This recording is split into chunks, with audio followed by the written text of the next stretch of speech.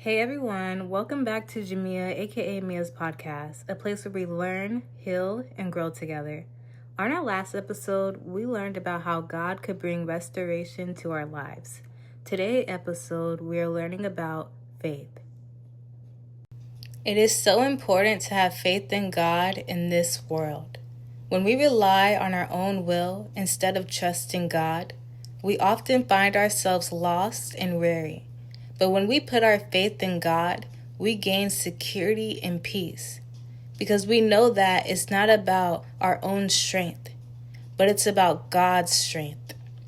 When we surrender to God and release our stress, God shows up and He fulfills what we have been faithfully believing Him for.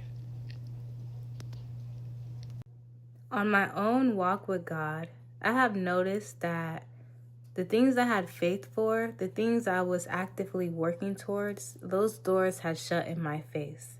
At first it hurted, but then I learned that the rejection was meant to protect me.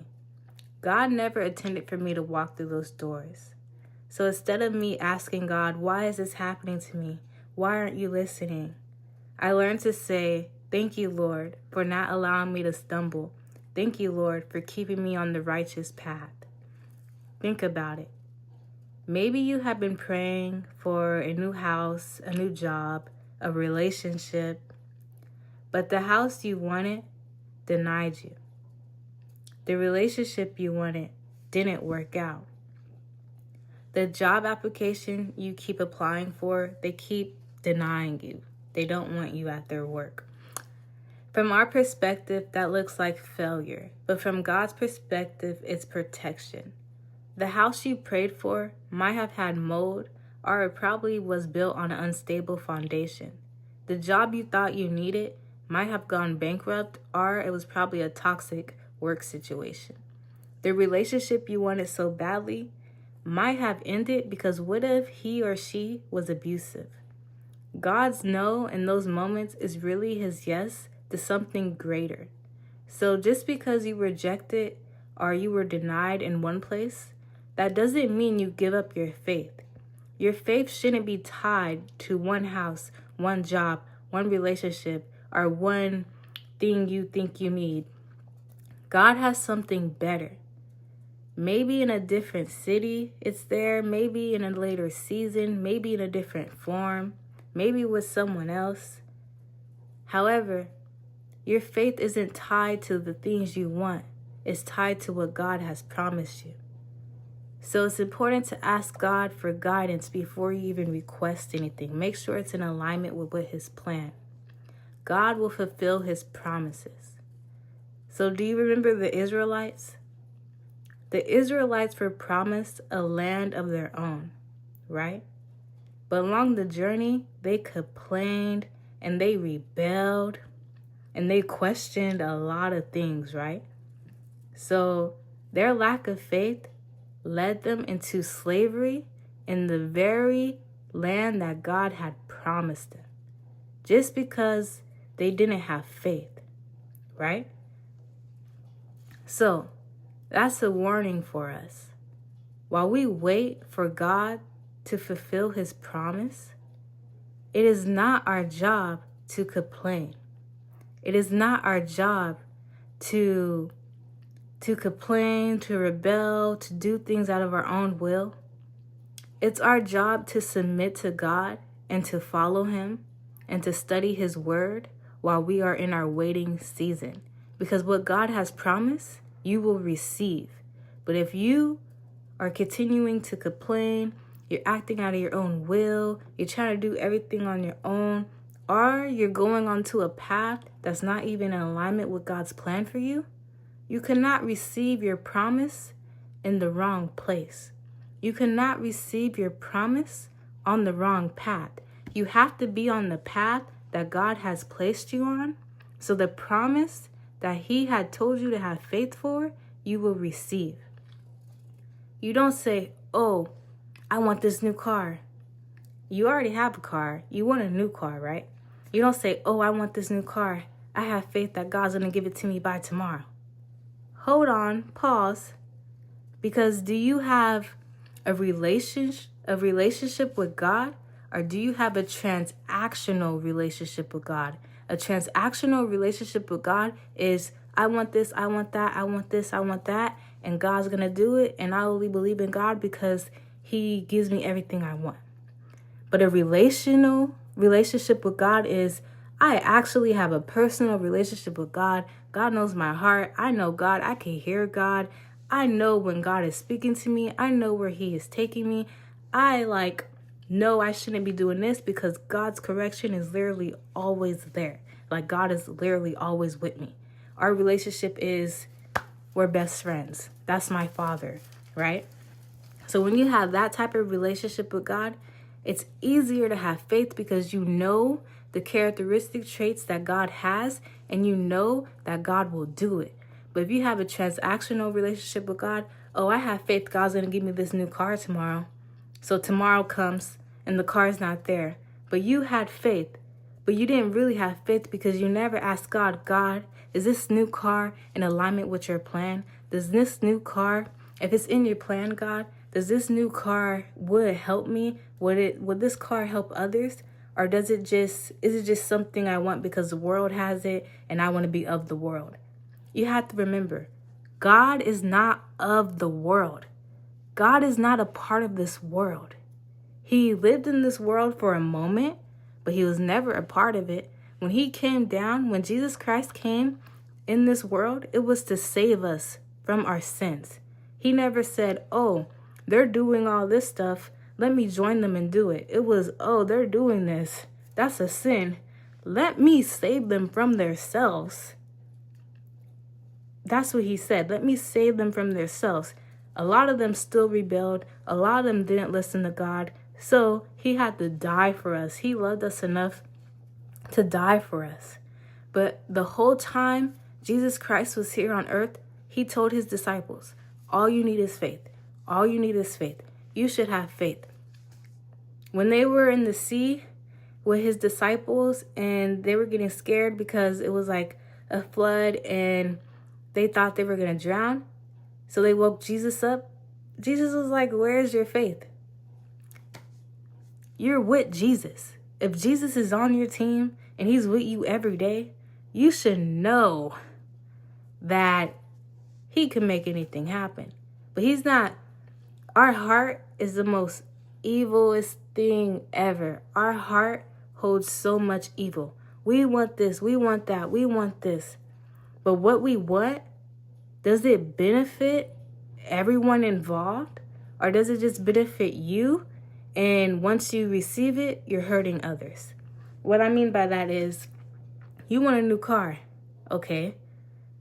You want a new car. Let's say it's about a car. You want a new car. You have faith that God's going to give you this new car. Let's say you already have a car. Let's say when you get this new car, you say, oh, I'm no longer going to help my siblings go to work. I'm no longer going to do this. I'm no longer going to do that. So when I get this new car, it's just me only, and whoever needs help, I don't care. That's selfish. That's a selfish desire. So you want a new car to benefit yourself, but not to help God's sheep. God's sheep is all the people in this world, right? So you want a new car, and let's say with your current car, you're helping people, you're getting them to work and stuff, but it's like, it's just one of those slow cars. So why would God bless you with a new car just so you could abandon his sheep and be selfish? Selfishness is from the devil. When God says have faith, he will tell you.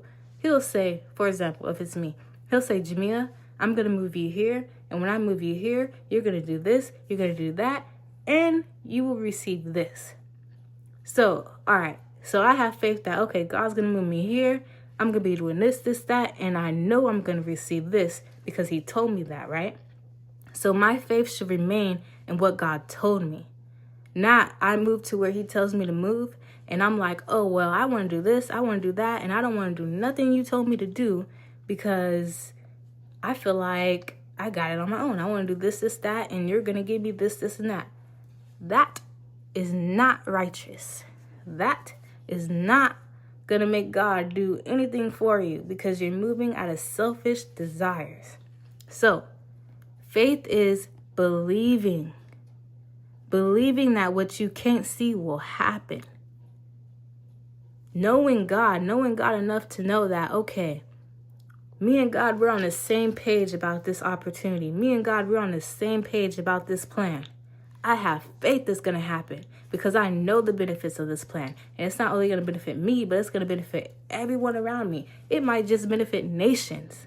And I have faith that this is going to happen with a purpose, because there's a purpose behind it, and God is the foundation of it. With God being the foundation of what you need to work, it will happen. Have faith. But you don't tell your plans to other people. And then once you tell your plans to other people, they tell you, oh, that's not going to work. Oh, you think you could save this many people? That's not going to work. Oh, you think you're going to receive this? That's not going to work. That's what they say, right? So you're telling the plans you and God made to people that are held captive under the devil, and the devil's using them to convince you that God's plan isn't going to work. So now you're in disbelief and you're losing your faith in God's plan. But isn't God greater than the devil? Isn't God bigger than the devil? If God snaps his finger, I bet you the devil will be running. So why do you let the devil win when God tells you that you and him are going to do this, or he's telling you if God's telling you, I know you're going to be this person. I know this is going to happen for you. I know this is going to happen for you. And he's telling you it's going to happen for you. You don't see it yet, but it will happen. Why are you questioning it? Abraham and Sarah, when God told Sarah she was going to have a baby, and she was up to her elderly age and she's laughing about it in disbelief that she's going to have a baby. Bam, she had a baby, right? But she kind of questioned it in a manner because, oh, I'm this age. How can I have a baby? If God says it's going to happen, it's going to happen.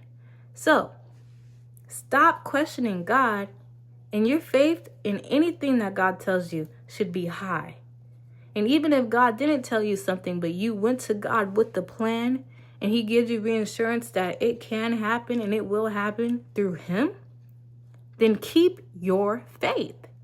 Stop letting the people of this world take your faith away.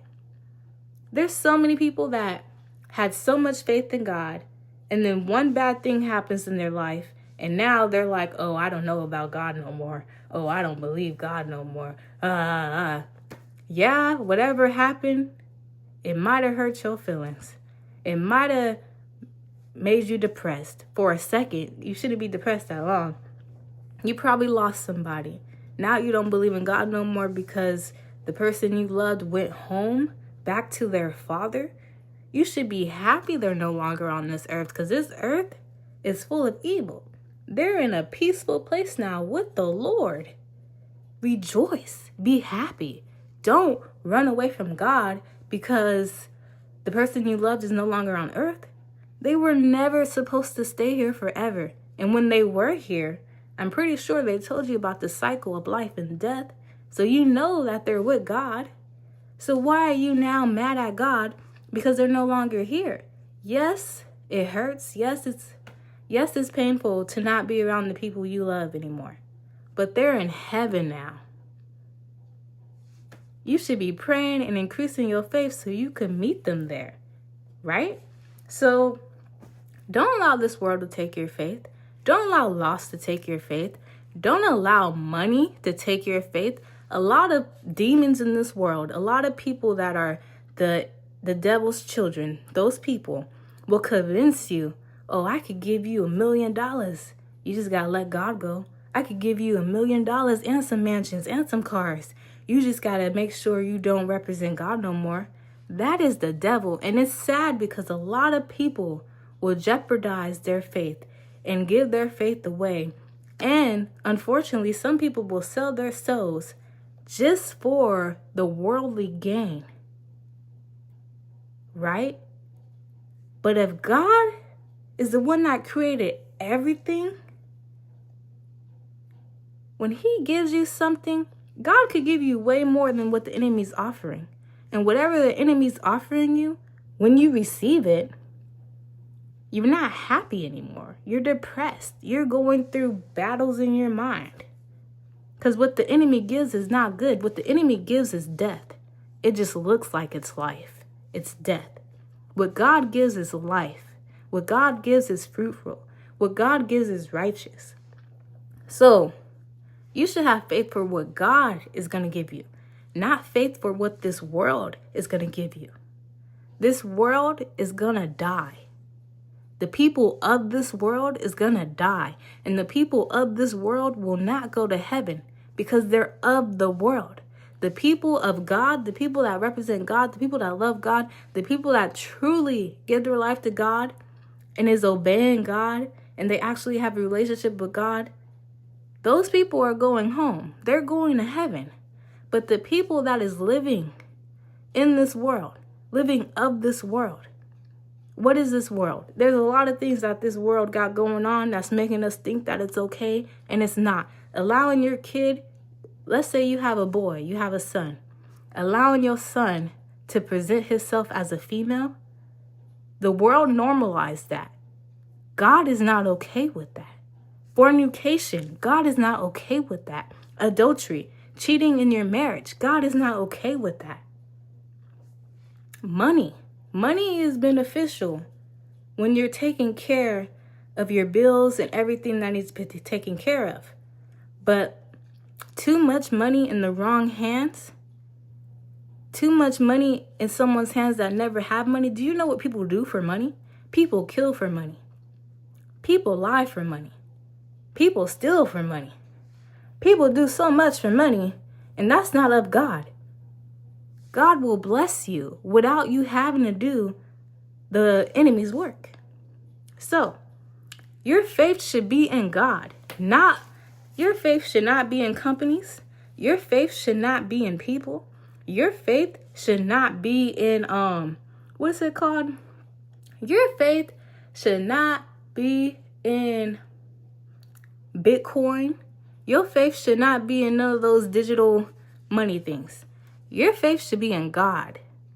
Once your faith is in God and you have trust in God and you know that God is going to do it no matter what, and you have a relationship with God, know that you are blessed. Everything you want and need, God will provide in His timing. Because let's say you're in a place right now. Let's say you're living in a place right now. You want God to do something for you. You and God already agreed that this is going to happen. But let's say you're living in a home with people that do not have faith in God. Why would God give you your biggest blessing while you're around these people that's going to literally sabotage your blessing? Some people will hate you because of your faith in God. So if you're living around or with people that do not have a relationship with God, right? You want this blessing. You need God to do this, blah, blah, blah. Whatever you and God spoke about, you need it to happen. God cannot bless you while you're in the place that is full of the devil's children. Because once He gives you that blessing, if you're there, these people are going to steal it from you. These people may murder you for it. God cannot. Let's say you live in the hood, right? God's like, you're going to be, someone that rules nations. You're going to have like it all. Like riches are going to be in your name. God could not give you a mansion in the hood. Once you get that mansion in the hood, everyone at your house robbing you. Unexpectedly. Bam. It's gone already. You can't. No. So sometimes the things you have faith for, you're not receiving it because you're in the wrong place. God told you to go somewhere. Wherever God told you to go, you need to go. Have faith that God said go here. Once I get there, He gonna tell me the next step. God told you to cut some people off. God cannot bless you with these people around. You need to cut these people off because either you're ignoring the signs that these people aren't for you, or You just stuck to them. You stuck to them in some way, somehow, but they do not belong in your life because they are the reason why it's taking a long time for you to make it to your promised land. So, while you are waiting for God, stop complaining. Ask God, God, you told me this is going to happen. You told me to keep my faith. My faith is strong. I'm in my word. I have my relationship with you. But what is in my life? Who is in my life? What am I not aware of? So I can move forward. So I can receive my blessing. What is keeping me at this standstill? What is keeping me here? Like, what's going on? And if you really just be quiet for 3 days and just watch and listen. And God will show you, this needs to be taken out of your life. These people aren't for you. You need to get rid of this. I need you to go here because over here is where I need you. And everything you've been asking me for is automatically going to fall in place because right now you are not stationed where I need you at. So faith is not about having faith in these worldly things. Faith is about having faith in God and God alone and trusting that he is true to his word and he fulfills his promises and that what he told you, it will happen. Freedom, you will receive it. You will receive everything that you have asked God for. You ask God for a husband, you'll receive it. You ask God for a wife, you'll receive it. You ask God for some children, you haven't been able to have kids for some years because of whatever medical issues, God will heal you, you will receive it. You're asking God for financial abundance, you need financial security regarding this, and that, you will receive it. However, once you receive what God blesses you with, don't be selfish. If God blesses you with financial gain, God's going to tell you, I need you to help these people. I need you to help this charity. I need you to start your own charity or whatever for God's people. If God blesses you with a wife or husband, and then God says, okay, I need y'all to stay together and share my word with these children, share my word with this community, build different businesses to help this community, do what God says. God's not just bringing you with your mate so y'all could be in the house all day. Y'all have a mission that God has prepared for you. God's not just about to bless you with money. That money is meant for a mission that he has put you on. God isn't just about to bless you with children. When he bless you with children, each child you have has a purpose. It is your job to help that child fulfill their purpose for the Lord. God's not just about to bless you with no cars. You want a car? Okay, why? Let's find out the purpose and let's find out how God could use you while you're driving this car.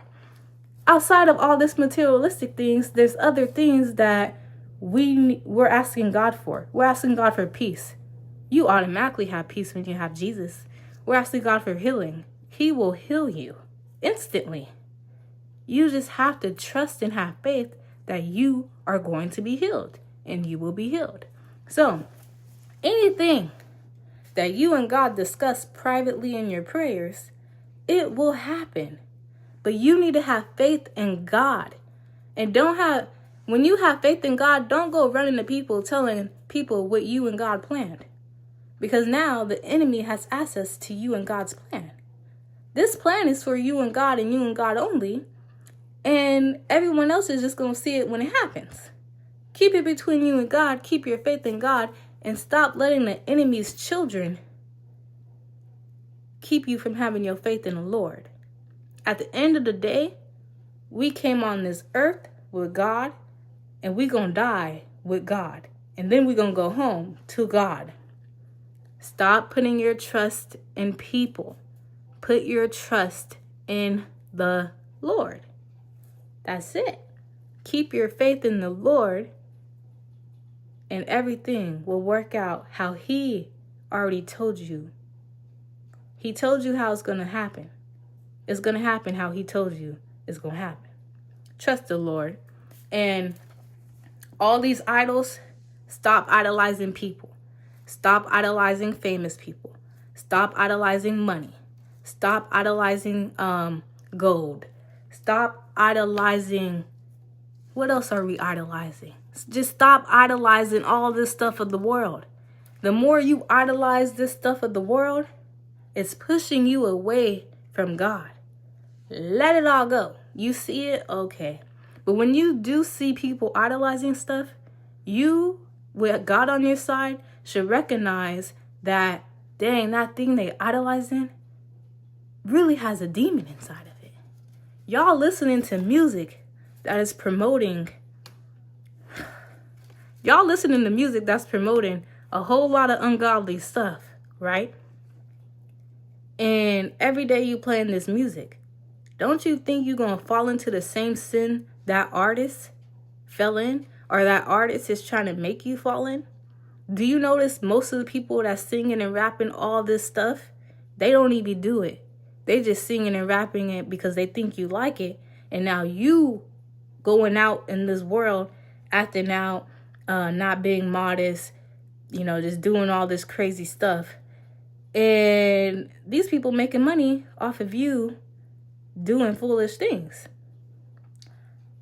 That's not good. They don't even do the foolish things they rap about. But you doing what they rap about, and they making money off of it. That's not the life to live. You might as well make money off of whatever you're doing, and you're not. So, I'm just saying, stop idolizing the people of this world, the things of this world, politics. Y'all idolizing these politicians. Y'all idolizing the president. Why are you idolizing the president? He is not God. You idolizing the commissioners. Why are you idolizing them? Literally, they said they're going to make these changes, but they cannot make any changes without the Lord. And if they do not believe in God, no change is going to be made. The world's going to look how it looks, and it's going to stay the same. Because these people, they worship money.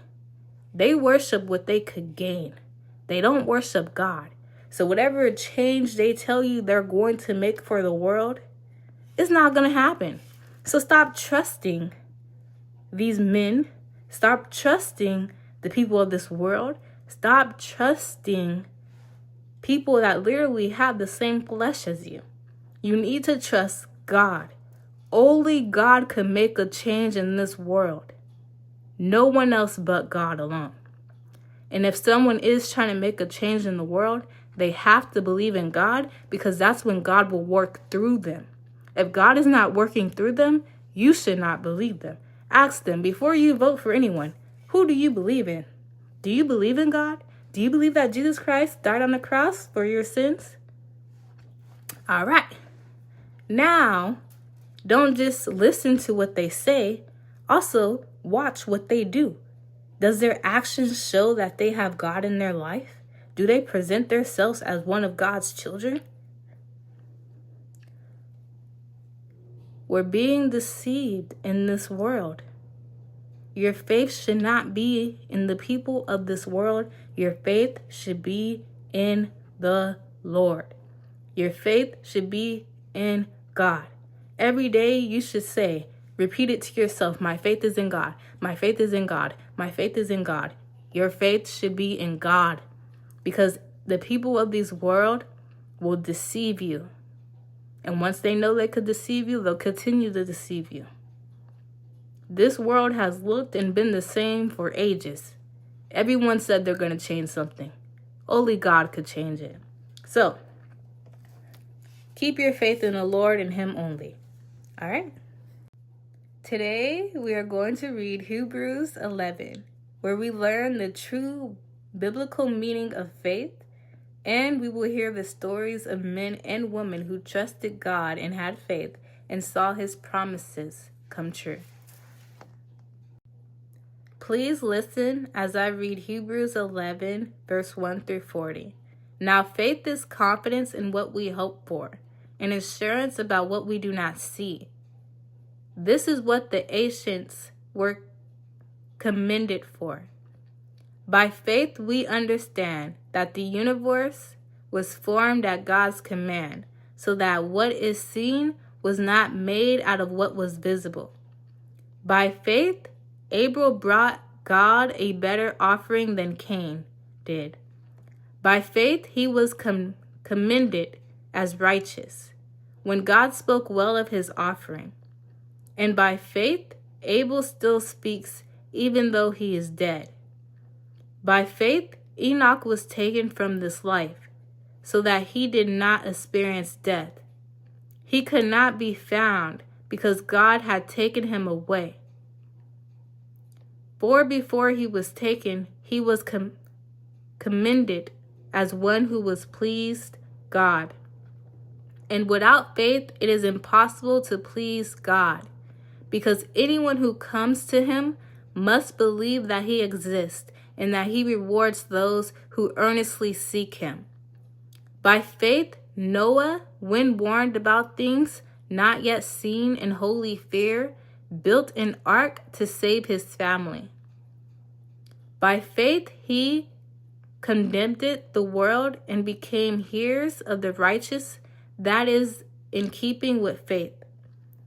By faith, Abraham, when called to go to a place he will later receive as his inheritance, obeyed and went, even though he did not know where he was going.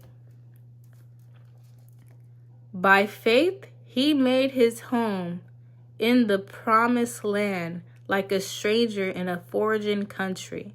He lived in tents, as did Isaac and Jacob, who were heirs with him of the same promise.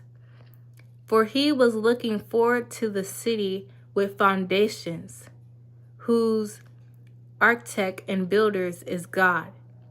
And by faith even Sarah, who was past childbearing age, was enabled to bear children because she considered him faithful who had made the promise.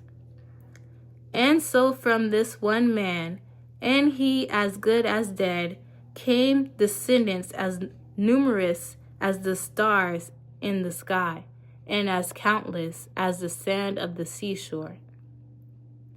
All these people were still living by faith when they died. They did not receive the things promised. They only saw them and welcomed them from a distance, admitting that they were foreigners and strangers on earth. People who say such things show that they are looking for a country of their own. If they had been thinking of the country they had left, they would have had opportunity to return. Instead, they were longing for a better country, a heavenly one. Therefore, God is not ashamed to be called their God, for he has prepared a city for them. By faith, Abraham, when God tested him, offered Isaac as a sacrifice. He who had embraced the promises was about to sacrifice his son, his one and only son, even though God had said to him, "It is through Isaac your offsprings will be reckoned." Abraham reasoned that God could even raise the dead, and so, in a manner of speaking, he did receive Isaac back from death. By faith, Isaac blessed Jacob and Esau in regard to their future. By faith, Jacob, when he was dying, blessed each of Joseph's sons and worshipped as he leaned on the top of his staff. By faith, Joseph, when his end was near, spoke about the exodus of the Israelites from Egypt and gave instructions concerning the burial of his bones. By faith, Moses' parents hid him for 3 months after he was born, because they saw he was no ordinary child, and they were not afraid. And they were not afraid of the king's edict. By faith, Moses, when he had grown up, refused to be known as the son of Pharaoh's daughter. He chose to be mistreated along with the people of God rather than to enjoy the fleeting pleasures of sin. He regarded disgrace for the sake of Christ as of greater value than the treasures of Egypt, because he was looking ahead to his reward. By faith, he left Egypt, Not fearing the king's anger, he persevered because he saw him who is invisible. By faith, he kept the Passover and the application of blood, so that the destroyer of the firstborn would not touch the firstborn of Israel. By faith, the people passed through the Red Sea as on dry land, but when the Egyptians tried to do so, they were drowned. By faith, the walls of Jericho fell after the army had marched around them for 7 days. By faith, the prostitute Rahab, because she welcomed the spies, was not killed with those who were disobedient. And what more should I say? I do not have time to tell you about Gideon, Barak, Samson, and Jephthah, about David and Samuel and the prophets who, through faith, conquered kingdoms, administrated justice, and gained what was promised, who shut the mouths of lions, quenched the fury of the flames, and escaped the edge of the sword, whose weakness was turned to strength, and who became powerful in battle and routed foraging armies. When received back their dead, raised to life again. There were others who were tortured, refusing to be released so that they might gain an even better resurrection. Some faced jeers and flogging and even chains and imprisonment. They were put to death by stoning. They were sawed in two. They were killed by the sword. They went about in sheepskin and goatskin, destitute, persecuted, and mistreated. The world was not worthy of them. They wandered in deserts and mountains, living in cave sand and holes in the ground. These were all commended for their faith, yet none of them received what they had been promised, since God had planned something better for us, so that only together with us would they be made perfect. So, the people that truly had faith in God was rejected by the world, mistreated by the world, abused by the world, imprisoned by the world. And the promise that they had very much faith for, they received when they went into the kingdom of God, when they died on earth and went back home with God. They received the promise. So, continue to have your faith, because our main promise, the promised land that we were promised, is truly in heaven with the Lord. So, count your blessings, because most of them you'll see in heaven. After reading Hebrews 11, we learned that faith is confidence in what we hope for and assurance about what we do not see. We also read examples of the prophets and people from biblical days who had faith and saw God's promise fulfilled. When God places something on your heart and sends you a message that He will make it happen, your job is to hold on to your confidence and assurance that God will do it. He will make it happen, even if you do not see it in your present days. So, it may sound easy to say, we have faith, but the real challenge is to develop unshakable faith. Because once you begin to tell others about what you are believing God for, they may try to convince you that it will never happen. If you start believing their voices more than you believe God's voice, your faith begins to wither. So have unshakable faith, which means trusting God's promise no matter what. It means believing that His word will come to pass, regardless of what it looks like or what others may say. It also means working towards the things that God has aligned in your life that will fulfill His promise. No matter what opinions or doubts other people throw at you, continue to have faith in what God has told you. Now I say this to you. Only you know what you and God have spoken about regarding your life. So do you have enough faith to believe him and obey what he had commanded you to do up until the promise is fulfilled? Your faith is precious to God, and it is very important to him. So please do not let anyone take your faith away. People may try to place obstacles in your path just to prove their point and convince you not to be faithful to God. But in reality, they want you to depend on them rather than you depending on God. You must understand that this is the work of the enemy. He's using people to influence you, to try and weaken your faith in the Lord.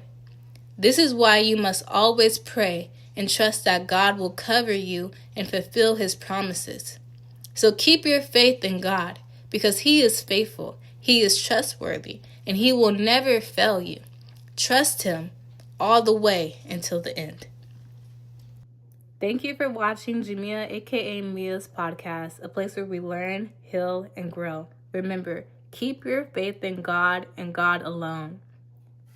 You will not be disappointed. Have faith in the Lord. Bye-bye.